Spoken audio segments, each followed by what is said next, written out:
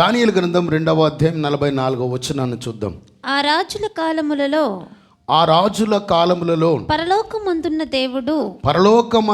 దేవుడు ఒక రాజ్యము స్థాపించును, ఒక రాజ్యమును స్థాపించును, దానికి ఎన్నటికి నాశనము కలగదు. ఆ రాజ్యము దాన్ని పొందిన వారికి గాక మరెవరికి చెందదు. అది ముందు చెప్పిన రాజ్యములన్నిటినీ పగలగొట్టి నిర్మూలము చేయును గాని అది యుగముల వరకు నిలుచును. దేవునికి మహిమ కలుగును గాక. ఇందులో మీకేమర్థమైంది? భూమి మీదకి పరలోకం నుంచి దేవుడు వస్తాడంట. వచ్చి ఈ భూమి మీద ఒక రాజ్యాన్ని స్థాపిస్తాడు. దాని పేరు పరలోక రాజ్యం.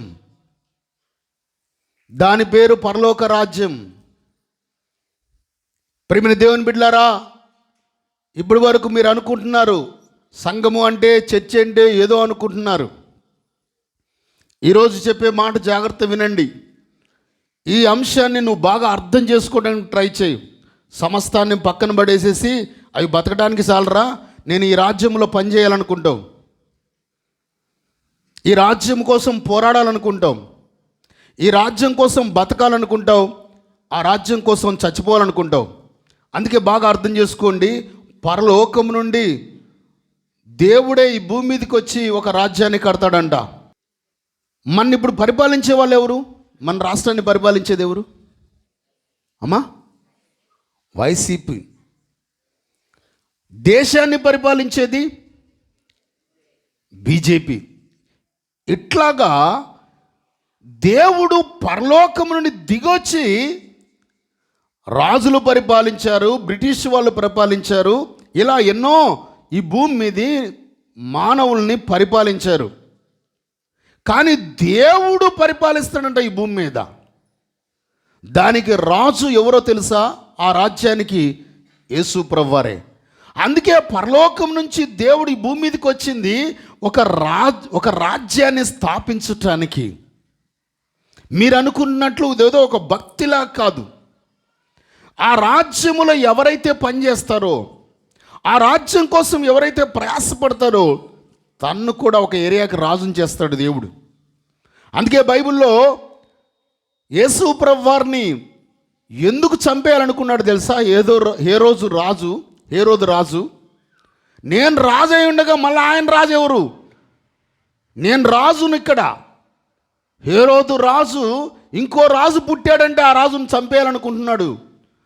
చూడండి, అందుకే మత్తయి సువార్త 2వ అధ్యాయంలో చూడండి, 2వ అధ్యాయం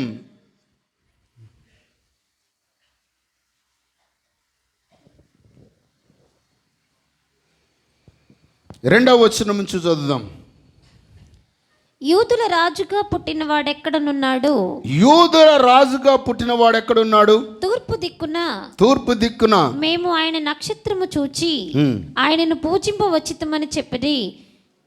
హేరోదు రాజు ఈ సంగతి విన్నప్పుడు అతడును అతనితో కూడా యెరూషలేము వారందరూ కలవరపడిరి. చాలమ్మా, హేరోదు రాజుకు భయం పుట్టేసింది. చూడండి, యెషయా గ్రంథం 9వ అధ్యాయం. యెషయా గ్రంథం యేసు ప్రభువారు పుట్టక ముందు యేసయ్య గురించి వ్రాయబడిన మాటలు చూడండి. యెషయా గ్రంథం 9వ అధ్యాయం 6-7 వచనాలు. ఏలయనగా మనకు శిశువు పుట్టెను, మనకు కుమారుడు అనుగ్రహింపబడెను, ఆయన భుజము మీద రాజ్యభారముండును. ఆశ్చర్యకరుడు. ఇక్కడ రాశాడు చూడండి, యేసు ప్రభువారి భుజముల మీద రాజ్యభారం ఉంటది. ఆశ్చర్యకరుడు, ఆలోచనకర్త, బలవంతుడైన దేవుడు, నిత్యుడగు తండ్రి, సమాధానకర్తయగు అధిపతి అని అతనికి పేరు పెట్టబడును. ఇది మొదలుకొని మితి లేకుండా దానికి వృద్ధియు క్షేమమును కలుగునట్లు సర్వకాలము దావీదు సింహాసనమును రాజ్యమును నియమించును. న్యాయము వలనను నీతి వలనను రాజ్యమును స్థిరపరచుటకు అతడు సింహాసనాసీనుడై రాజ్య పరిపాలన చేయును. సైన్యములకు అధిపతియగు యెహోవా ఆసక్తి కలిగి దీనిని నెరవేర్చును. చూసారా, దేవుడు ఈ భూమి మీద ఒక రాజ్యాన్ని స్థాపించడానికి వచ్చాడు. మీకు అర్థం అవ్వాలనుకుంటాను. ఈరోజు నువ్వు చర్చికి వచ్చి మారు మనసు పొంది బాప్తీసం తీసుకున్నావంటే దేవుని రాజ్యములోకి వచ్చినట్లు. ఇంతకుముందు ఏ రాజ్యంలో ఉన్నావంటే సైతాను. ఈ లోకాధికారి ఎవరు? సైతాను రాజ్యములో నుంచి విడిపించుకొని పాపం మీద లోకం మీద అన్ని విడిపించుకొని దేవుని రాజ్యములోకి వచ్చినట్లు. ఈ దేవుని రాజ్యం ఈరోజు నువ్వు అర్థం చేసుకుంటే, దేవుని రాజ్యమును ఈ భూమి మీద దేవుడు స్థాపించాడు. పాస్టర్ గారు, ఇది ఎక్కడ కనబడుతుందండి ఈ రాజ్యము అంటే, ఇది కంటికి కనబడేది కాదు. ఈ రాజ్యం ఎక్కడుంది? ఈ రాజ్యం ఒకవేళ ఎవరైనా వచ్చి ఆంధ్రప్రదేశ్లో కాంగ్రెస్ ఉందా అంటే, కాంగ్రెస్ ఉందా అని మిమ్మల్ని అడిగితే ఏమంటారు? అమ్మా, మిమ్మల్ని అడుగుతుంది, కాంగ్రెస్ ఉందా మన రాష్ట్రంలో? లేదు. తెలుగుదేశం ఉందా? ఉంది, చూపి నాకు. వైసీపీ ఉందా? ఉంది, చూపి నాకు. అంటే అది ప్రజలు ఈ లోకములో ఒక రాజ్యమును ఎవరికైతే ఓట్లేసి ఎక్కువ ఉన్నారో దాన్ని రాజ్యం. అట్లా ఈ భూమి మీద యేసు ప్రభువు వారు కూడా ఈ లోకములో ఉన్న సాతాను చేత పీడించబడుతూ శోధించబడుతూ బానిసలుగా పాపిగా చేసినటువంటి వారిలో నుంచి యేసు ప్రభువు వారి ఈ లోకములో వారికి ఆయన యొక్క రక్తం ప్రాణం పెట్టి వారిని దేవుని రాజ్య వారసులుగా చేస్తూ ఉన్నాడు. ఈరోజు దేవుని రాజ్యం ఈ భూమి మీద కడుతున్నాడు. ఆయన యేసు ప్రభువు వారు వెళ్ళిపోయిన తర్వాత యేసయ్య యొక్క శిష్యులు ఆ రాజ్యాన్ని స్థాపించుకోవడానికి, ఆ రాజ్యాన్ని వ్యాపింప చేయడానికి ప్రయాసపడ్డారు. కనుక ప్రియమైన దేవుని బిడ్డలారా, చూడండి, యేసు ప్రభువు వారిని అడిగినారు. ఈ రాజ్యమును గురించి మాట్లాడుతూ యేసు ప్రభువు వారిని అడిగితే ఆ రాజ్యం గురించి ఏం మాట్లాడారు చూడండి. యోహాను సువార్త 18వ అధ్యాయంలో, యోహాను సువార్త 18:36-37 వచనం చూద్దాం. యోహాను సువార్త 18వ అధ్యాయం 36-37 వచనం. యేసు, అందరు తీసుకోండి, చాలా ముఖ్యమైన అంశాలు చెప్పి నేను లోపలికి వెళ్తాను. యోహాను సువార్త 18:36-37. యేసు, నా రాజ్యము ఈ లోక సంబంధమైనది కాదు. వింటున్నారా? ఇక్కడ దేవుడు ఒక రాజ్యాన్ని స్థాపిస్తుంటే దాని గురించి ఏమనంటే, యేసు, నా రాజ్యము ఈ లోక సంబంధమైనది కాదు. నా రాజ్యము ఈ లోక సంబంధమైనదైతే, నేను యూదులకు అప్పగింపబడకుండానట్లు నా సేవకులు పోరాడుదురు గాని నా రాజ్యము ఇహ సంబంధమైనది కాదనెను. అందుకు పిలాతు, నీవు రాజువా అని ఆయనను అడుగగా, యేసు, నీవన్నట్టు నేను రాజునే. సత్యమును గూర్చి సాక్ష్యమిచ్చుటకు నేను పుట్టితిని. దేవునికి మహిమ కలుగును గాక. ఇక్కడ యేసు ప్రభువు వారు అంటున్నాడు, నా రాజ్యము, మరొకసారి చదువు మాట. యేసు, నా రాజ్యము ఈ లోక సంబంధమైనది కాదు. ఒక మాట మీరందరూ ఒకసారి చూడండి. నేను ఈ విషయం చెప్తున్నాను, ఈ లోక సంబంధమైనది కాదు కదా, మరి దేనికి సంబంధించింది దేవుని రాజ్యం? ఆత్మ సంబంధమైనది దేవుని రాజ్యం. ఏ సంబంధమైంది? ఎందుకని? ఈరోజు ఎవరైతే నీ ఆత్మను రక్షించుకొని యేసు ప్రభువారిలోకి వస్తారో వాళ్ళు దేవుని రాజ్య సంబంధులు,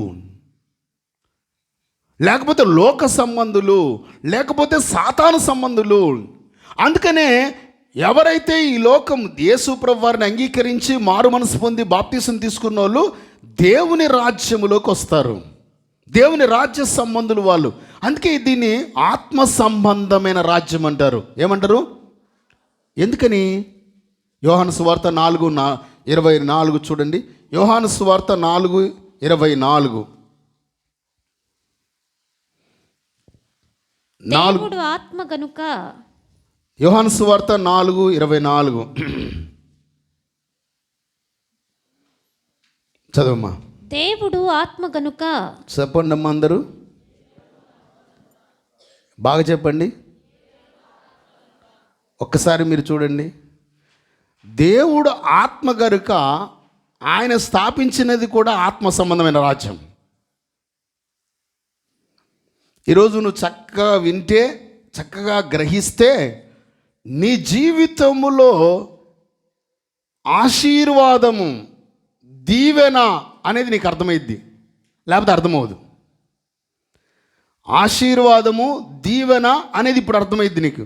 పాస్టర్ గారు నేను దేవుళ్ళలోకి వచ్చాను కదా, ఆశీర్వాదము దీవెన అంటే చెప్పగలరా మీరు ఎవరైనా? ఇది నువ్వు అర్థం చేసుకుంటే నీకు ఈరోజు నెక్స్ట్ నీ భవిష్యత్తు కూడా ఎలాగా అనేది నువ్వు ఒక గురి కలిగి ఉంటావు. లేకుంటే ఈరోజు ఆరాధనకు వచ్చాను, అయ్యా ప్రార్థన చేసుకున్నాను, కానికి ఇచ్చాను, దశంభాగం ఇచ్చాను, అయిపోయింది అనుకుంటావు నువ్వు. అది తెలియని భక్తి. దేవుని రాజ్యములోకి వచ్చినప్పుడు అమ్మా, మన రాష్ట్రంలో 2 పోటీ పడుతున్నాయి. ఇప్పుడు మనం పరిపాలించేది ఎవరు అమ్మా? వైసీపీ. దానికి పోటీ ఎవరు అమ్మా? గట్టిగా చెప్పండి. తెలుగుదేశం. వీళ్ళిద్దరు ఎప్పుడు మానేస్తారు కొట్టుకోవటం? వీళ్ళిద్దరు ఎప్పుడు మానేస్తారు పోటీ పడకుండా? ఏం పలకట్లే, మీరు భలే చెప్తున్నారు. వైసీపీ అంటున్నారు, టీడీపీ అంటున్నారు. వీళ్ళిద్దరు ఎప్పుడు ఆపేస్తారు పోటీ పడకుండా?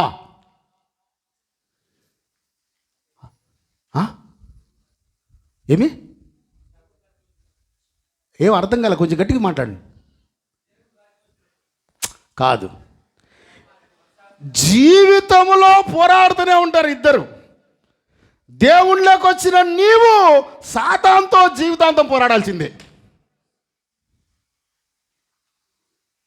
చాలామంది సాతాను ఎప్పుడు ఆపేస్తాడు యుద్ధం అంటే, ఎందుకు ఆపేస్తాడు? ఈరోజు చాలామంది అడుగుతాడు, దయ్యం ఎప్పుడు పోద్ది అని. దయ్యం ఎప్పుడు పోయేదేంది? పోరాడుతూనే ఉంటాడు. నువ్వు దేవుని రాజ్యంలోకి వచ్చావు, అందుకే ఆశీర్వాదం అంటే నువ్వు ఈరోజు అర్థం చేసుకోవాలా.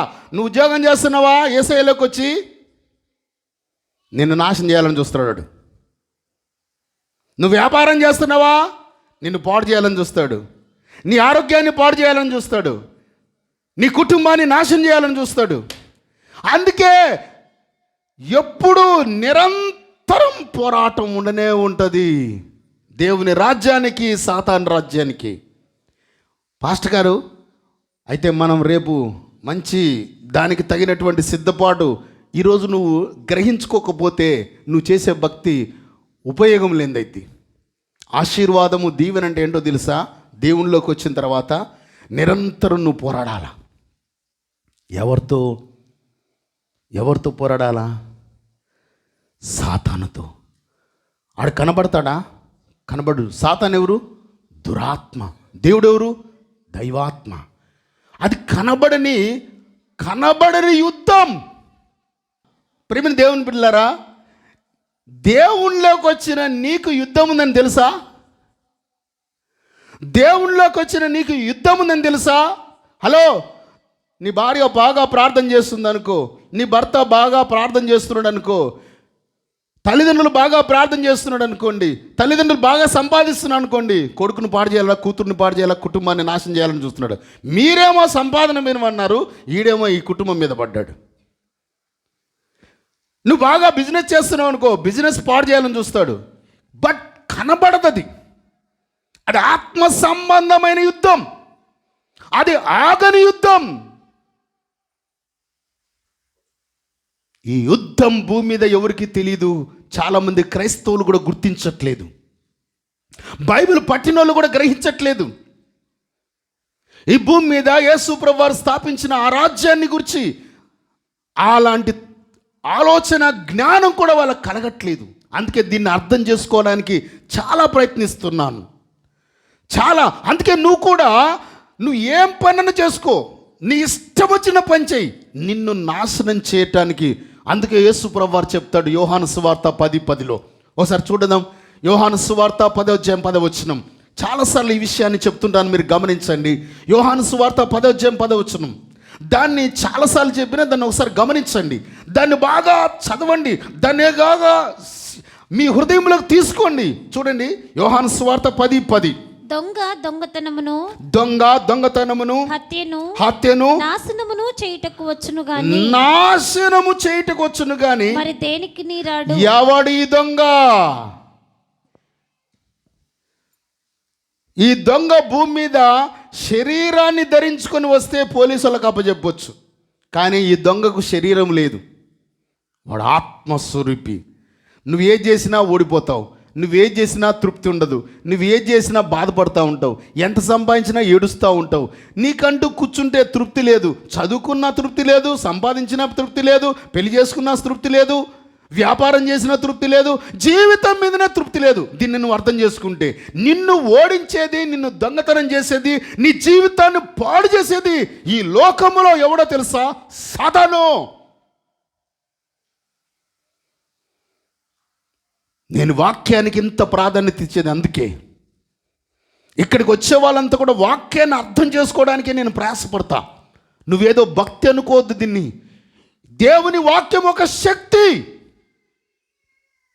దేవుని వాక్యం ఒక శక్తి. ఈ శక్తిని చాలామంది అర్థం చేసుకోవట్లేదు. ఈరోజు నువ్వు దేవుని రాజ్యములో నిత్యము యుద్ధం చేయాలి, నిత్యం పోరాడాలి. అమ్మా, ఒక మాట చెప్తాను. యుద్ధం చేసేవాడికి ఏమేమి ఉండాలి? అమ్మా, తాపి పని చేసేవాడికి ఏమేమి ఉండాలి? అమ్మా, ఏముండాలి? తాపి ఉండాలా? ఓకే. ఒకవేళ చెక్క పని చేసే వాళ్ళకైతే ఏమేమి ఉండాలి కదా? ఈ లోకములో ప్రతిదానికి కూలి పని చేసేదానికి వెళ్తారు పొలానికి, వాళ్ళ చేతిలో ఏముంటుంది? కొడవలి. విశ్వాసి చేతిలో, సేవకుల చేతిలో ఒక ఆయుధం ఉండాలి. దాని పేరేమి? అమ్మా బైబిల్ కాదు, వాక్యం అనే ఖడ్గం. చూడండి ఒకసారి ఎఫెసీ పత్రిక, ఎఫెసీలకు రాసిన పత్రిక. ఇది కొంచెం బాగా అర్థం అవటానికి నేను ట్రై చేస్తున్నాను. ఎఫెసీలకు రాసిన పత్రిక 6వ అధ్యాయం 17వ వచనం. 6:17. మరియు రక్షణను స్థిరస్త్రాణమును దేవుని వాక్యమును ఆత్మ ఖడ్గమును ధరించుకొనుడి. ఏ ఖడ్గం ఇదంట? వాక్యమను. చెప్పండి. వాక్యమైన ఆత్మ ఖడ్గం. ఇప్పుడు మీరు ఒకసారి చూస్తే చెప్తా. నా చేతిలో వాక్యమైన ఆత్మ ఖడ్గం ఉంది, మీ చేతిలో కూడా వాక్యమైన ఆత్మ ఖడ్గం ఉంది. ఇప్పుడు ఈ వాక్యమైన ఆత్మ ఖడ్గం ఉంది, ఈ ఖడ్గం ఉంది, కానీ చేతిలో సపోజ్ నీకు పోలీసు వాళ్ళ దగ్గర ఒక గన్ తీసుకొని ఇచ్చేస్తాం మీ చేతికి, మీరు కాల్చగలరా? ఎందుకని? చేతులు ఉంది కానీ దాన్ని ఉపయోగించటం రాదు. అలాగే చాలామందికి దేవుని వాక్యాన్ని ఎలా ఉపయోగించాలో తెలియదు. వాక్యము అంటున్నారు కానీ ఈ వాక్యాన్ని ఎలా ఉపయోగించాలో తెలియదు, ఈ వాక్యాన్ని ఎలా వాడాలో తెలియదు. వాక్యమైన ఆత్మ ఖడ్గం. ఒక విధంగా చెప్పాలంటే యుద్ధం చేసేవాడికి క్రైస్తవుడు అంటే యుద్ధ భూమిలో ఉన్నవా సిపాయి, సేవకుడంటే యుద్ధ భూమిలో ఉన్న సిపాయి. ఎప్పుడు యుద్ధం చేస్తూనే ఉండాలా. సంఘాన్ని పాడు చేయాలని ట్రై చేస్తాడు సాతాన్, విశ్వాసిని పాడు చేయాలని చూస్తాడు సాతాన్, విశ్వాసుల జీవితాలను కుటుంబాలను నాశనం చేయాలని చూస్తాడు వాడు దొంగ.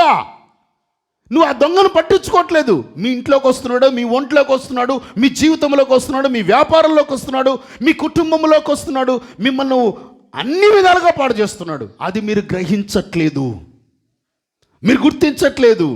అందుకే యుద్ధము చేసే క్రైస్తవుడికి సేవకుడికి తెలియాల్సింది యుద్ధ నైపుణ్యత. వాక్యమనే ఆత్మ ఖడ్గం. మిమ్మల్ని ఒక మాట అడుగుతా.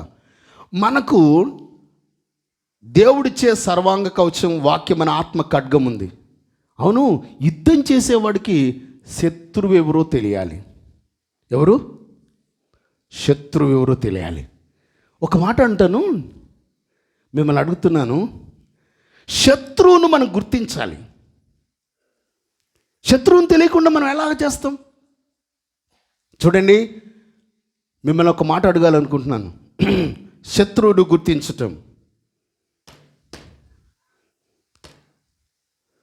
వెలుగు దానికి వ్యతిరేకమైంది ఏది? బాగా గుర్తించారు మీరు, చాలా సంతోషం. వెలుగు చీకటి. అబద్ధానికి వ్యతిరేకమైంది నిజం, చాలా సంతోషం. తెలుపుకు వ్యతిరేకమైంది, మంచికి వ్యతిరేకమైంది చెడ్డ, వాక్యానికి వ్యతిరేకమైంది. బై ఇన్ని తెలిసిన వాళ్ళు దీన్ని తెలుసుకోవాలి అంటే అందుకే శత్రువు మీకు తెలియదు, ఏం పలకట్లేదు. మీ మీద మీ మొహాలు చూసి నేనే బాధపడుతున్నా. ఎందుకని? మా వాళ్ళకి శత్రువు ఎవరు తెలుక ఊరు పొడుచుకొని చచ్చిపోతున్నారు. నువ్వు ఇది గ్రహించలేదు పాస్టర్ గారు, నేనేదో ప్రార్థన చేసుకున్నాను కానికి చనిపోయానంటే చాలా దెబ్బతింటావు. నీ మీద సాతాను కక్ష కట్టాడు, అది నువ్వు మర్చిపోద్దు. నీ మీద క్రోధంతో ఉన్నాడు వాడు. నిన్ను నాశనం చేయాలి, నీ జీవితాన్ని నాశనం చేయాలి, నీ కుటుంబాన్ని నాశనం చేయాలి, నీ భక్తిని నాశనం చేయాలి, దేవునిలో ఎదగకుండా నాశనం చేయాలి. ఓన్లీ కష్టం పడితే చాలు. నువ్వు కష్టపడితే పైకి రావు. కష్టపడిన డబ్బులు ముందు పెట్టుకొని బట్టలు చించుకొని ఏడుస్తావు. ఏం చేయాలరా ఈ డబ్బులని? నువ్వు పోరాటంలో ఉన్నావు, నువ్వు పోరాటంలో ఉన్నావు. నువ్వు ప్రార్థన చేయనీడు వాడు, ఎవరికి స్వార్థ చెప్పనీవుడు. అందుకే ప్రేమైన దేవుని బిడ్డలారా, దేవుని శక్తి, సైతాను శక్తి, ఈ రెండు ఎప్పుడు పోరాటమే ఉంటుంది. ఇది ఇప్పుడు కూడా ఆగదు. దేవుడు ఏం చేస్తాడంటే ప్రేమ చూపిస్తాడు, పాపాన్ని విడిచిపెట్టమని చెప్తాడు. సాతానులా కక్షతో క్రోధముతో నీ మీద తిరగబడతాడు. దేవుని పని చేయనివ్వడు, దేవుని పరిచర్య చేయనివ్వడు. ఇంకా వీలైతే నిన్ను దేవుని పనికి కానీ దేవుని పరిచర్యకు కానీ ఎవరికైనా స్వార్థ చెప్పకుండా నిన్ను ఒక కక్ష కట్టేటట్టుగా తయారు చేస్తాడు. ఏం ప్రార్థన చేస్తాం, ఎవరికి స్వార్థ చెప్తాం, ఎవరిని నడిపిస్తాం, ఏదో మనం పోదాం వద్దాం అని నిన్ను ఒక శత్రువుగా తయారు చేస్తాడు దేవునికి. మత్తయి సువార్త 6వ అధ్యాయం.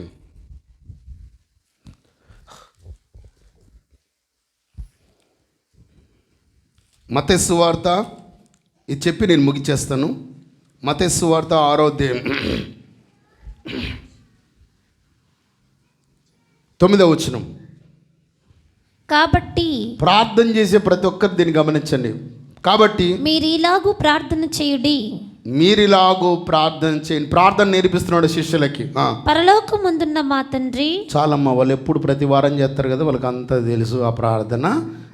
తర్వాత 16వ వచనం. మీరు ఉపవాసము చేయునప్పుడు వేషధారుల వలె దుఃఖముక్కులై ఉండకుడి, తాము ఉపవాసము చేయుచున్నట్టు మనుష్యులకు కనబడవలనని వారు తమ ముఖములను వికారము చేసుకొందురు. చాలమ్మా ఉపవాస ప్రార్థన గురించి. తర్వాత 21. నీ ధనం ఎక్కడ నుండునో అక్కడనే నీ హృదయము ఉండును. దేహమునకు దీపము కన్నే గనుక నీ కన్ను తేటగా ఉండిన ఎడల నీ దేహమంతయు వెలుగుమయమై ఉండును. 19 చదవమ్మా. భూమి మీద మీ కొరకు ధనమును కూర్చుకొనవద్దు. మళ్ళీ చెప్పండి. భూమి మీద మీ కొరకు ధనమును కూర్చుకొనవద్దు. ఎందుకని? ఇక్కడ చిమ్మిటయు తుప్పును తినివేయును, దొంగలు కన్నము వేసి దొంగిలెదరు. పరలోకమందు మీ కొరకు ధనమును కూర్చుకొనుడి, అచ్చట చిమ్మిట అయినను తుప్పు అయినను దాన్ని తినివేయదు, దొంగలు కన్నము వేసి దొంగిలరు. చాలమ్మా. ఇక్కడ ఉన్నటువంటి భూమి మీద నువ్వు డబ్బు సంపాదిస్తే దొంగలు వచ్చి కన్నం వేస్తారంట. ఎవరంట? దొంగలు. దొంగ వరకు ఎందుకు, భర్తే కన్నం వేసి కొట్టేస్తున్నాడు భార్యది. భార్య కన్నం వేసి ఆయన పడుకొని నిద్రపోయినప్పుడు జోబులో కన్నం వేసి తీసేస్తుంది. ఇంకెవరి వరకు ఎందుకు? అదే అమ్మనో తమ్ముడో అక్కో చెల్లి అనుకో పెద్ద పెద్ద కన్నాలే పెట్టి లాగేసుకుంటున్నారు. ఇంకెవరు అవసరం లే.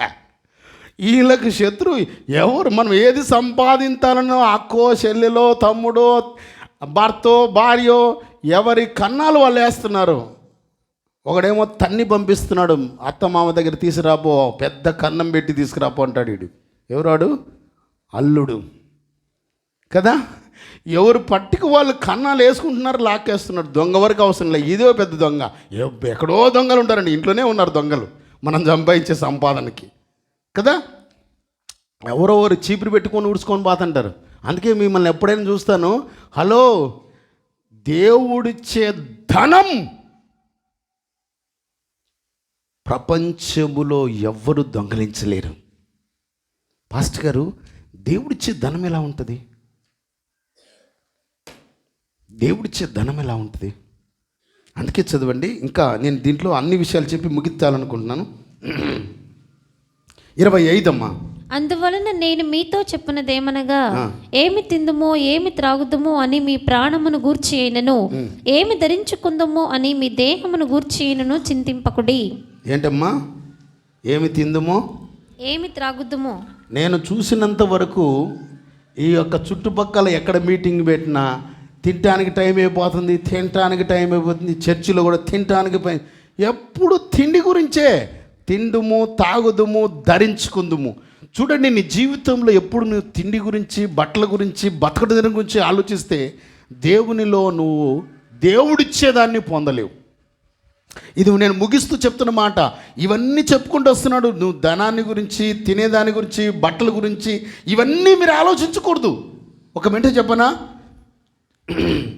30 చూడమ్మా, 32వ వచనం. ఇవన్నీ మీకు కావాలనని మీ పరలోకపు తండ్రికి తెలియను. చాలమ్మా. హలో, ఒకసారి చూడండి, నీకేం కావాలి?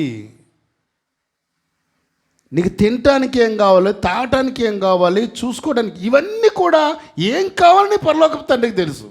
అంటే నువ్వేం ప్రార్థన చేయాలా మరి అప్పటప్పుడు? అందుకే నా జీవితంలో నాకు కావలసిన వాటి కోసం ప్రార్థన చేయడం పక్కన పెట్టేశా. నేను ఎప్పుడైతే తెలుసుకున్నానో, హలో, ఈరోజు మీ అందరూ తెలుసుకోవాల్సింది ఒక అద్భుతమైన ఎగ్జాంపుల్ మీకు చెప్తా. అమ్మా, ఒక చిన్న మాట. ఒక బర్రె మరి అది దూడను కంటదంటదా, ఈంతదంటారా? ఈంతదంట కదా. బర్రె ఈనకుండా ఈ భూమి మీద ఉన్న డాక్టర్లు కానీ, భూమి మీద ఉన్నటువంటి సైంటిస్టులు కానీ బర్రె ఈనకుండా పాలు తీయమని చెప్పండి. తల్లి బిడ్డను కనకుండా తన రొమ్ములోంచి పాలు తీయమని చెప్పండి. ఎక్కడి నుంచి వచ్చాయి?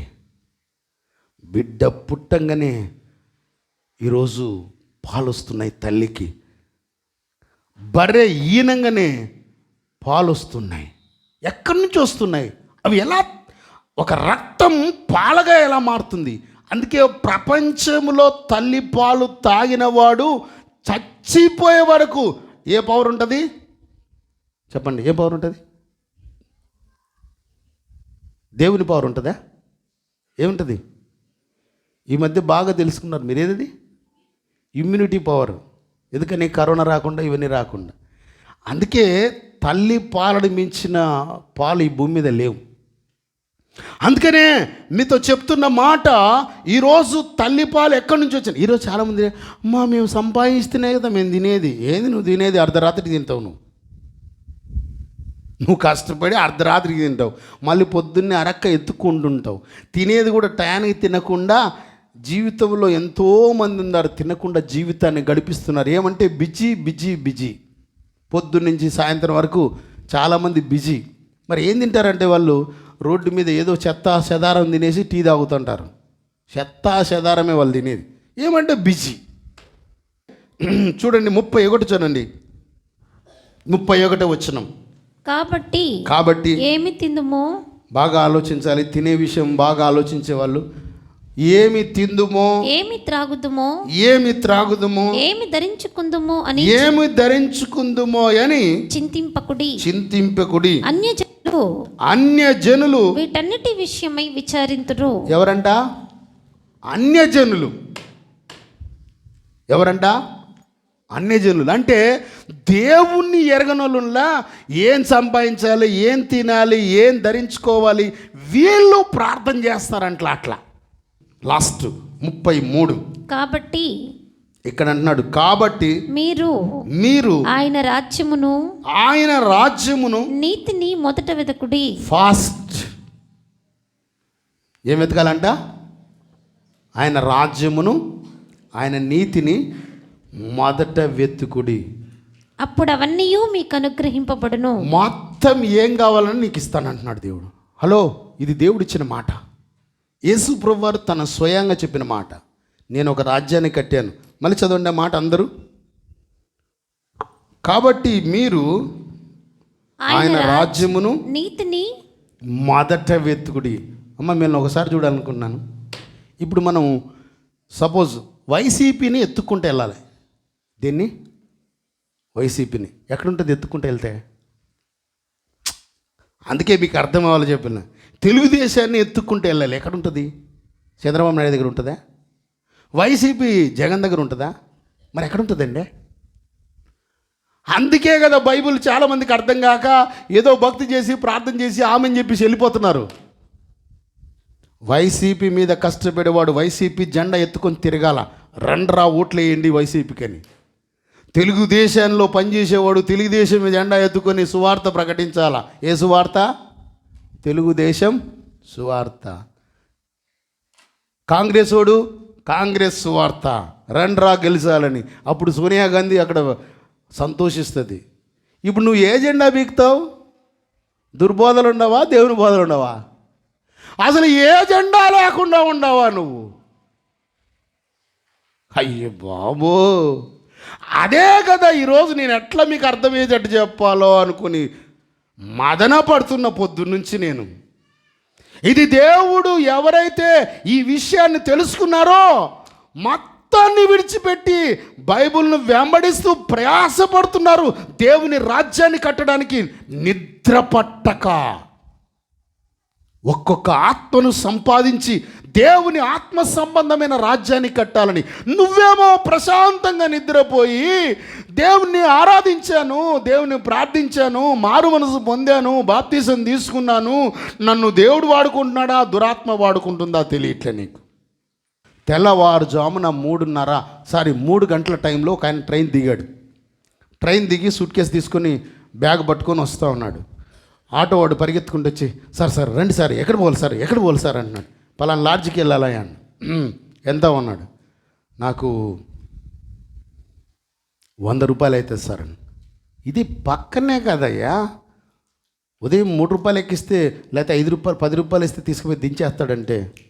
ఎక్కి ఆయన అన్నాడంట, నేను 200 ఇస్తానన్నాడంట.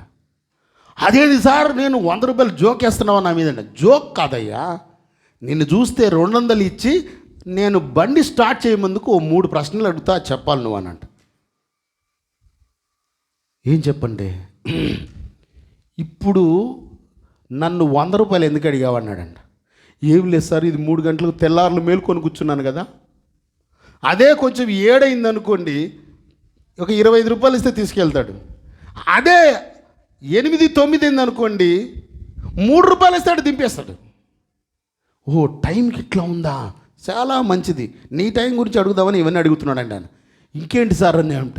ఎక్కండి సార్ అండి. ఎక్కేది చెప్తాను, నువ్వెందుకు ఇలా ఉన్నావు అన్నాడు.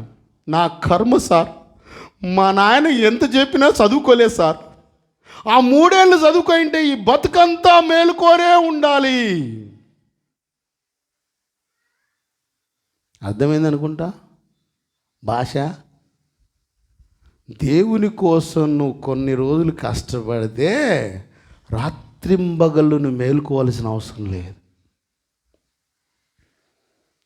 పాస్టర్ గారు, నువ్వు ఎంతన్నా చెప్పండి, మధ్యలో వచ్చిన భార్య కోసం, మధ్యలో వచ్చిన పిల్లల కోసం, మధ్యలో వచ్చిన భర్త కోసం నేను కష్టపడతానంటే పిచ్చోనివే బట్టలు చించుకుంటావు రేపు. ఏమనుకుంటున్నావు బైబిల్ అంటే?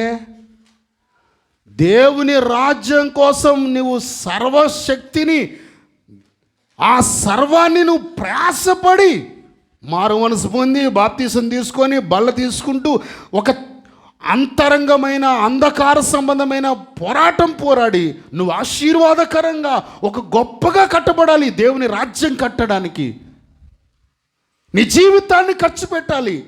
యేసు ప్రభువారు తన శరీరాన్ని, తన రక్తాన్ని, తన ప్రాణాన్ని ఖర్చు పెట్టి ఈ రాజ్యాన్ని కట్టాడు ఈ భూమి మీద. అది శాశ్వత కాలం ఉండే రాజ్యం. ఆ రాజ్యములో నీ చేతులు పనిచేయలేదా? ఆ రాజ్యములో నీ జీవితం పనిచేయలేదా? ఆ రాజ్యములో నీ భార్య పనిచేయలేదా? ఆ రాజ్యములో నీ భర్త పనిచేయలేదా? ఆ రాజ్యములో నీ యవన జీవితాన్ని పాడు చేసుకున్నావా? పని చేసుకోకుండా ఆ రాజ్యములో నువ్వు సంపాదించిన సంపాదన ఖర్చు అవ్వలేదా? ఆ రాజ్యములో నువ్వు ప్రయాసపడి చెమట కార్చిన పైసా కూడా నీ జీవితం ఖర్చు కాలేదంటే నువ్వు మంచమెక్కి బట్టలు చించుకుని ఏడుస్తావు. ఇది సత్యం, వాస్తవం. పాస్టర్ గారు, నేను డాక్టర్కి ఇంత ఖర్చు పెట్టాను. పాస్టర్ గారు, రోగానికి ఇంత ఖర్చు పెట్టాను.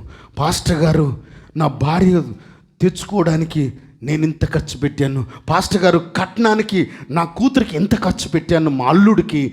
పాస్టర్ గారు, బిజినెస్లో ఇంత నష్టపోయాను. ఇవన్నీ చెబితే పరలోకంలో నిన్ను లైన్లో నిలబెడితే ఏం చేసావయ్యా నా కోసం? పాట బాగా పాడుతున్నాడు ఆయన, పొట్టాయన. ఏం పేరు ఆయన పేరు? హనోకు. ఏం చేశానయ్యా? అల్లుడి కోసం. ఏం చేశానయ్యా? భార్య కోసం. ఏం చేశానయ్యా? బ్రతుకు కోసం. జీవితం నవ్వుల పాలవుతావు. జాగ్రత్త, బైబిల్ పట్టుకొని. ఇది దేవుడి రాజ్యం. దేవుని రాజ్యములో నువ్వు ఇష్టపడితే ఎన్నో రోజులు కాదు, కొంతకాలం నువ్వు ప్రయాసపడితే సమస్తమునిస్తానన్నాడు. ఆయన మాట తప్పడు. పాస్టర్గా, దేవా నీ పని పక్కన పెట్టి నా పని చేసుకుంటా నా కుటుంబంలో ప్రయాసపడతానంటే రేపు ఏడ్చాల్సిన దినము లేవు, దగ్గరికి వచ్చేసినాయి. అది కూడా పేర్లు మారిపోతున్నాయి. కరోనా అని, రెండోది ఒమిక్రాన్ అని. ఆ రాజ్యం ఎక్కువైపోయింది ఇప్పుడు. నీ ఇష్టం. మళ్ళీ అందులో లేచిపడండి, ప్రార్థన చేసుకుందాం.